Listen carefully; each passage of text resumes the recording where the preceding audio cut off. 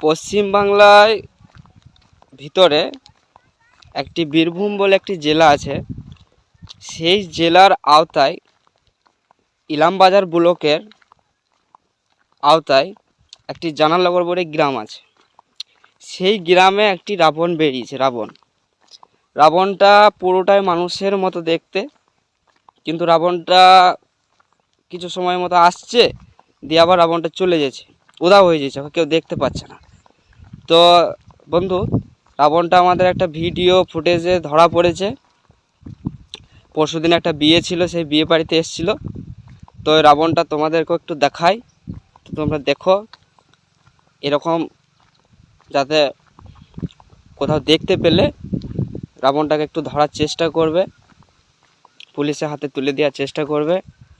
তো ভাই বেশি কথা রাখছি না, সরাসরি তোমাদেরকে রাবণটা দেখায়। তো চলো রাবণটা একটু দেখে নাও, তারপর কমেন্টে বলবে যে রাবণটাকে দেখে আমাদের কেমন লাগবে।